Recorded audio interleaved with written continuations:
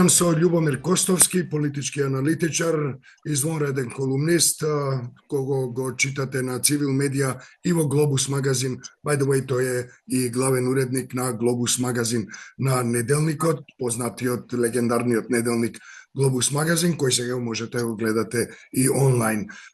Кои се твоите обсервации за делумните локални избори во Србија? Зошто се тие толку важни, бидејќи се работи само за 10 општини? Видовме како тоа изгледа таму.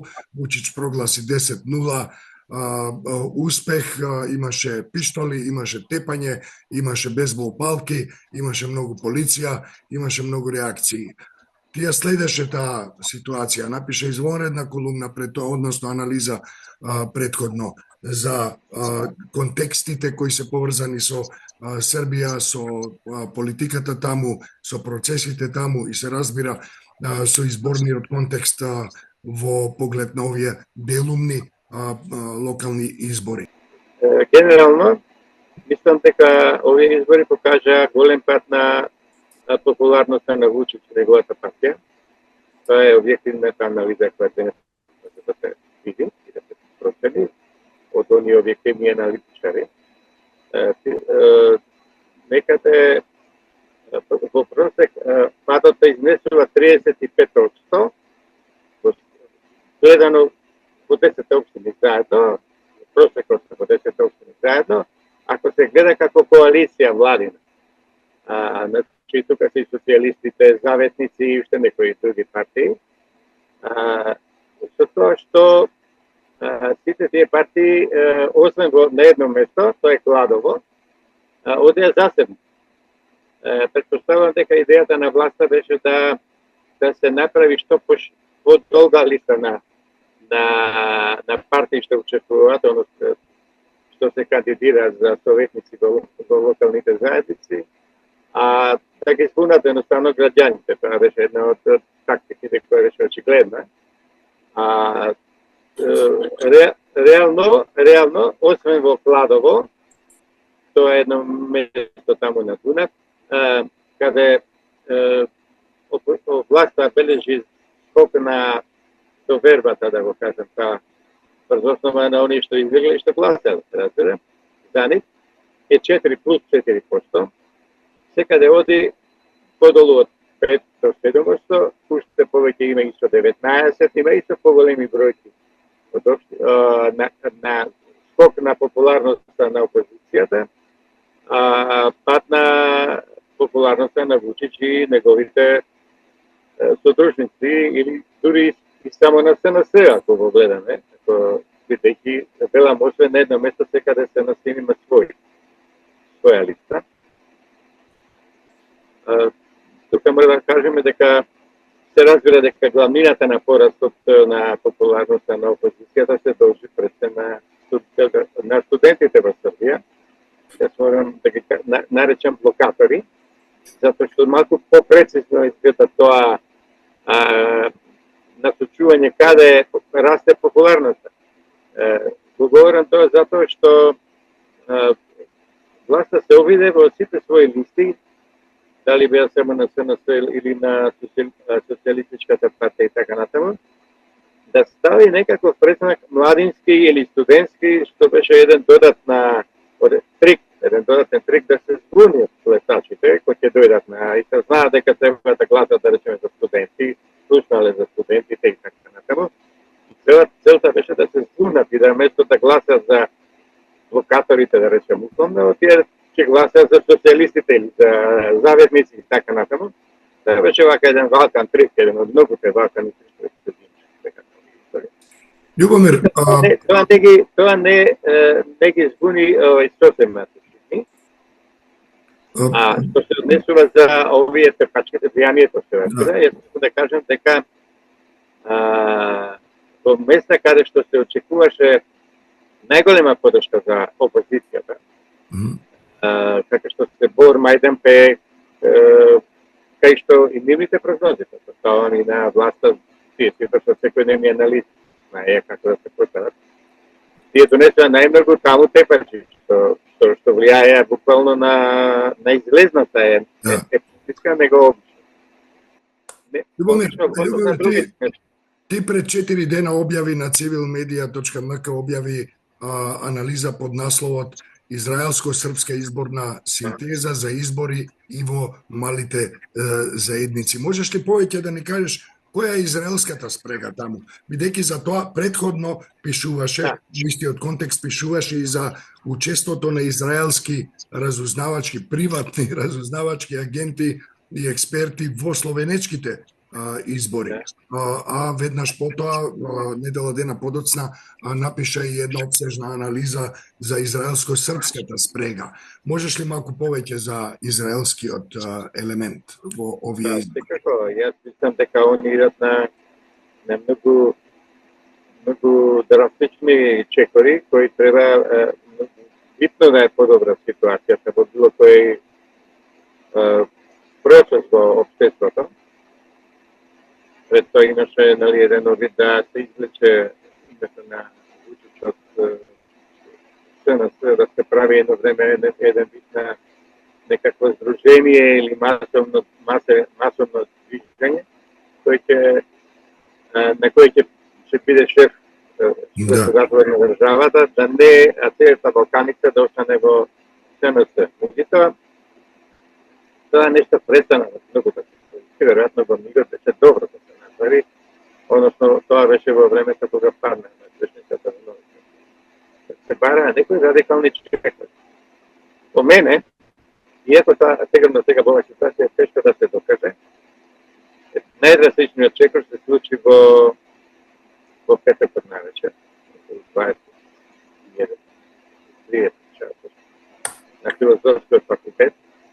Тоа е оној, сега тоа се води како несреќен случај, официјално да речеме несреќен случај. Не е до крај дефинирано за што се работи. Секој случај имаме падна една студентка на истиот факултет, на групата за историја на уметност, од прозорец на Филозофскиот факултет, на плочникот, таа умрела моментно. И власта се обидува за тоа да отвори комплетен фронт према студентите. Значи, тоа се оние големи чекори кои се прават во кризни ситуации, да пример, типот на атентат од председател или така натаму ги гледаме на изборите, и тоа ги прават токму така и овие платеници кога во бигот ќе оценат дека не одат добро работите и тие нешто мора да направат многу драстично. Овој чин беше очигледно, јас си го речем планиран, врз основа на тоа што веднаш се реагираше на медиумите, што се провладени. Особено оние што ги наречеме, виделиме како што текстури, информери и така натаму, кои веднаш организираа дебати, во кои излегува со дефинитивни заклучоци дека студентите на факултетот предизвикале пожар, а девојката која била во таква ситуација скокнала низ прозорецот. Тоа таквата тврдење го даде 5 минути после доаѓањето на полицијата локалниот шеф, значи во општина Стариград на полицијата, и тој даде таква дефиниција дека се должи на тоа. Мислам, прво таков начин не може да донесе заклучок за 5 минути.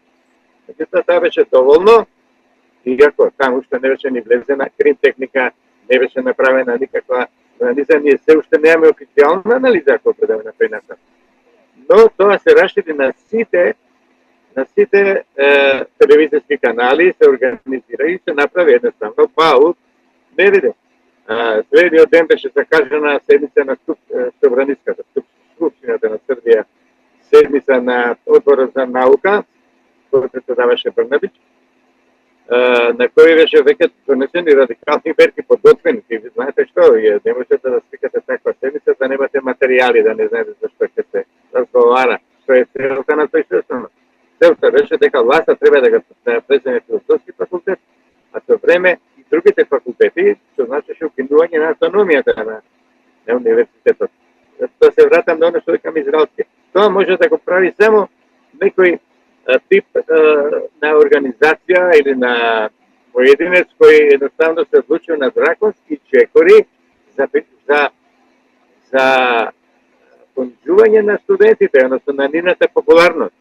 Тоа се прави во четврток на вечер, веќе во петок целата јавност која практично 90% е во власта, ја труби таа сензација дека еве ги студентите, еве какви се, имаше таму дека се работи со секта, дека сето тоа било производ на стои зад целиот студентски бунт, значи се обидува следното нивни протест кој трае повеќе од една година, да се снижи, да се направи одвратен, да речеме, за јавноста, пред за оние на кои се разбира ќе треба со излагањето на изборите и согласувањето да покажат дека се нив се јавил сомнеж во однос на тоа дали треба да се гласа за студентите.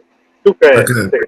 Любомир, ти во моментов работиш и на поточно ги следиш внимателно и работиш исто така на тема која се однесува на клучните, би рекол клучни во Европа, избори, парламентарни избори во Унгарија.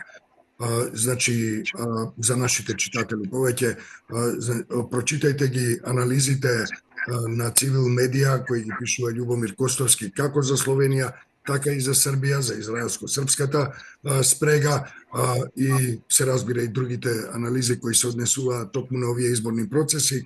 Меѓутоа, одржете го вашето внимание и за овие избори во Унгарија. Ќе откриете на колку многу начини парламентарните избори во Унгарија всушност се прилично поврзани и со македонските прилики и неприлики. Едноставно ситуацијата е толку голема е едноставна опозицијата таму, што стварно ќе треба да се направи нешто драстично. Веќе се откри дека постои намера да се направи лажен атентат Орбан, со цел да тоа ќе се подигне неговата популарност. Еве ние нападнате со надвор и така натаму. Меѓутоа се откриваат и други работи, а тоа е многу провидно сега. Знаете, толку често е тоа користено, со тоа изгледа дека не е, се вели дека тоа руската мрежа на шпионите во Унгарија таа е работела. Значи тоа не е веројатно израелската претпоставуваме дека се одбива, како што се одбиваше сега и во Словенија, а еве сега гледаме и во Србија на лична основа. Значи се оди на тоа персонифицира ината на одредена личност за некои состови или за да се дискредитира неговата личност генерално како кандидат. Видовме што се случи во Словенија со Марта Кост, случајот на Марта Кост, имаше обвинување дека се шпионажа во корist на УДБА и тоа во време кога веќе Словенија е независна и кога прашањето дали и кога она се уште била во школски клуби, да речеме, кога била студентка, она не била јавна личност за да може да влијае на состојбите и да биде интересна за полицијата. Докато за УДБА, кога знаеме дека Србија едноставно ја пушти Словенија да се отцепи за полесно да истото за траците во Хрватска и во Босна. Во тој миг, скокот на Јанша, против кандидатот на тогаш актуелен премиер, беше 4%. Значи, само со тој текст што беше објавен, веќе скокна за 4% и тоа не е малку. Тоа е прашањето за Орбан, ако велиме. Нешто ќе се случи сигурно, некои работи од тој тип веќе ги имаше, односно веќе имаше некои форми на дискредитација на личности кои се во опозицијата, но истовремено ние гледаме дека таа форма на предизборна активност ја има и опозицијата. И дека сега се повеќе она што го велиме Балкан јалишта избегуваат баш од тимот на самиот Орбан. Се отварат афери, се отварат задкулисни фондови, се отварат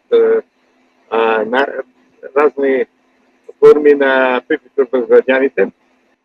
Дозволи ми да те прекинам тука заради тоа што секако дека ќе разговараме во контекст и за ова работа со тебе. За некој ден се разбира очекуваме нови анализи од тебе, меѓутоа ако може еве и тебе и на нашата публика да ја го скренам вниманието на една анализа која излезе на civilmedia.mk за тоа како функционира руската дигитална операција за време на за влијание врз изборите во Унгарија.